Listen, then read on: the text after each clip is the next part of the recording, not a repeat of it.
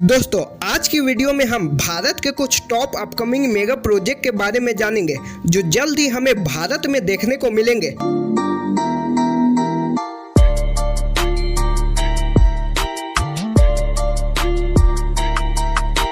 India में 715 से ज्यादा मेट्रो स्टेशन, 38 मेट्रो लाइन के साथ लगभग 945 किलोमीटर से ज्यादा की मेट्रो नेटवर्क इंडिया में आज ऑपरेशनल है, जो इंडिया को दुनिया की थर्ड लॉन्गेस्ट मेट्रो कंट्री बनाता है। तो दोस्तों, चलिए जानते हैं कुछ अपकमिंग मेट्रो स्टेशन के बारे में। आगरा मेट्रो। इस मेट्रो की कुल लंबाई 29.65 किलोमीटर होने वाली है। इस मेट्रो की टोटल कॉस्ट 8,369 करोड़ रुपए है। जैसा कि हम लोग जानते हैं, आगरा एक टूरिस्ट प्लेस है जहां यात्रियों की भीड़ को कम करने के लिए यहां पर मेट्रो निर्माण किया जा रहा है। इस प्रोजेक्ट को 2026 के अंत तक कंप्लीट होने की उम्मीद है। इसके बाद बात करते हैं पटना मेट्रो। पटना मेट्रो की टोटल कॉस्ट 13,400 करोड़ रुपए होने वाली है। ये मेट्रो 2 लाइन में बनाई जा रही है। 32 किलोमीटर लेंथ की टोटल 25 स्टेशन के साथ ये पटना का अर्बन ट्रांसपोर्ट को पूरी तरह से कनेक्ट कर देगी और ये मेट्रो 2 लाख से ज्यादा यात्रियों को हैंडल भी कर पाएगा। इसी साल 2025 में पहला सेक्शन खुलने की उम्मीद है। इसके बाद बात करते हैं इंदौर मेट्रो के बारे में। इंदौर मेट्रो।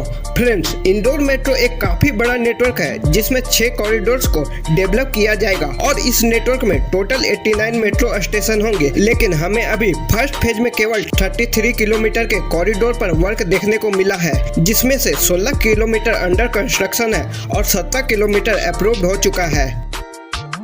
इसके बाद बात करते हैं भुवनेश्वर मेट्रो के बारे में। भुवनेश्वर मेट्रो। फ्रेंड्स, ये उड़ीसा का पहला मेट्रो नेटवर्क है। ये नेटवर्क में फिलहाल 1 लाइन होगी और 20 स्टेशन होंगे, जो लगभग 26 किलोमीटर के डिस्टेंस को कवर करेगा। ये लाइन त्रिशूला को बीजू पटनायक एयरपोर्ट से कनेक्ट करेगी। दोस्तों, इस मेट्रो का काम इसी साल स्टार्ट हुआ है और इसे पूरी तरह डेवलप होने में अभी काफी समय लगने वाला है।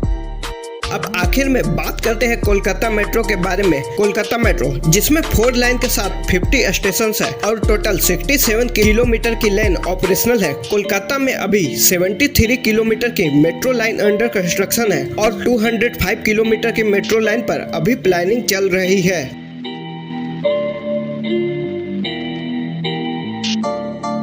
फ्रेंड्स, आज से 10 साल पहले जब देश में केवल 74 एयरपोर्ट ऑपरेशनल थे और आज 10 साल में ये संख्या बढ़कर 157 तक पहुंच गई है। इतना ही नहीं, बल्कि 2027 तक एयरपोर्ट के नंबर्स को इंक्रीज करके इंडियन गवर्नमेंट 350 से 400 तक ले जाना चाहती है। सबसे पहले बात करते हैं श्रीनगर एयरपोर्ट एक्सपेंशन के बारे में। Srinagar airport expansion. Friends, Srinagar airport के एक्सपेंशन पर गवर्नमेंट लगभग 1788 करोड़ रुपए खर्च करने वाली है। इस एक्सपेंशन के बाद श्रीनगर एयरपोर्ट अभी से 4 गुना पैसेंजर्स हैंडल कर पाएगा। इस नई टर्मिनल बिल्डिंग को 71,500 स्क्वायर मीटर पर डेवलप किया जाएगा, जो 200-900 पैसेंजर्स को हर घंटे हैंडल करने की क्षमता रखेगी।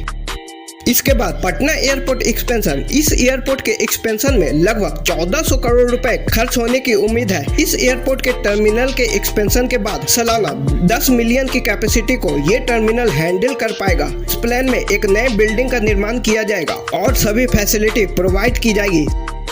New Indore airport. फ्रेंड्स, लंबे समय से मध्य प्रदेश गवर्नमेंट इंदौर एयरपोर्ट का प्लान कर रही थी। इस एयरपोर्ट को दिल्ली के इंदिरा गांधी इंटरनेशनल एयरपोर्ट से भी बड़ा बनाने की प्लानिंग स्टेट गवर्नमेंट कर रही है, जिसके अंदर मिनिमम 5 रनवे होंगे। प्रस्तावित ग्रीनफील्ड हवाई अड्डे से लगभग 2 घंटे की दूरी पर 60 डिग्री का एक औद्योगिक रिंग भी बनाया जाएगा। इसके बाद बात करते हैं कल्याणी एयरपोर्ट के बारे में। फ्रेंड्स, ये एयरपोर्ट को वेस्ट बंगाल की कैपिटल सिटी कोलकाता से मात्र 53 किलोमीटर दूर डेवलप किया जा रहा है। इस नए कल्याणी एयरपोर्ट को 8.5 million passengers per year handle करने की कैपेसिटी से बनाया जा रहा है।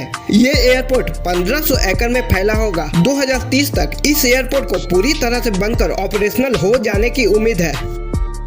इसके बाद बात करते हैं गुवाहाटी एयरपोर्ट के बारे में। Guwahati airport new terminal. दोस्तों 2000 करोड़ की लागत से गुवाहाटी में एक नए एयरपोर्ट टर्मिनल का निर्माण किया जा रहा है, जो अगले साल तक बनकर रेडी हो जाएगा। ये एयरपोर्ट टर्मिनल कंप्लीट होने के बाद 13 million passengers per annum handle कर पाएगा, जो अभी केवल 3.5 मिलियन है। साथ ही 10 से ज्यादा एयरपोर्ट को नॉर्थ ईस्ट में उड़ान स्कीम के तहत रीस्टार्ट किया जाएगा।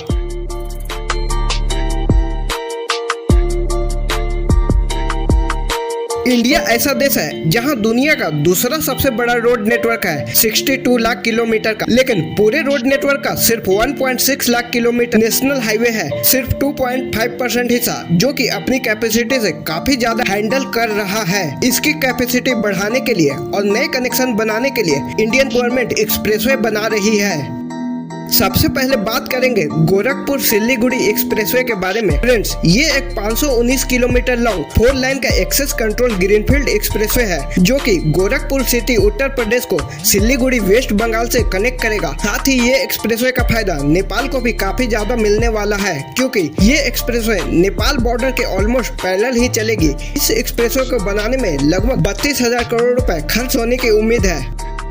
इसके बाद बात करते हैं वाराणसी रांची कोलकाता एक्सप्रेसवे के बारे में। वाराणसी रांची कोलकाता एक्सप्रेसवे दोस्तों ये भी एक 610 kilometre long 6 lane greenfield expressway है, जिसको बनाने में ही 35,000 करोड़ रुपए की लागत आएगी। ये अकेला एक्सप्रेसवे बिहार, उत्तर प्रदेश, झारखंड और वेस्ट बंगाल को कनेक्ट करेगा। इस एक्सप्रेसवे को 2026 से 2027 तक कंप्लीट हो जाने की उम्मीद है।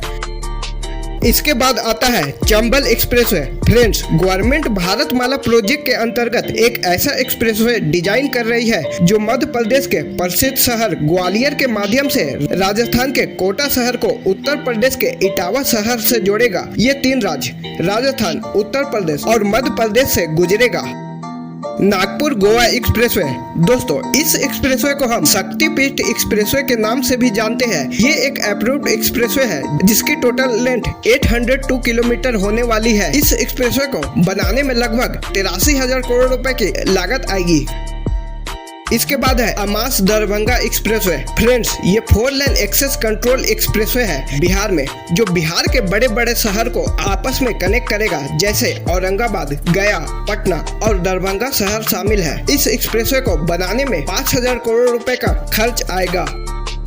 इसके बाद है रक्सौल हल्दिया एक्सप्रेसवे। दोस्तों, ये 650 किलोमीटर लॉन्ग ग्रीनफील्ड एक्सप्रेसवे है, जो वेस्ट बंगाल, झारखंड और बिहार से गुजरेगा। ये एक्सप्रेसवे झारखंड में देवघर और दुमका डिस्ट्रिक्ट से गुजरेगा। इस एक्सप्रेसवे को बनाने में लगभग 54,000 करोड़ रुपए की लागत आएगी और इस एक्सप्रेसवे को 2028 तक कंप्लीट होने की उम्मीद है।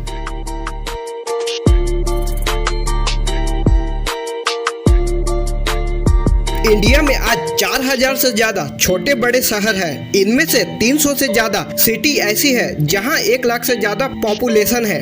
इंडिया में इतने सारे सिटीज होने के बावजूद भी हमारे पास कोई भी एक ऐसा शहर नहीं है जिसे वर्ल्ड क्लास सिटी बोला जा सके। लेकिन अब इंडियन गवर्नमेंट इंडस्ट्रियल सिटी बनाने का प्लान कर रही है।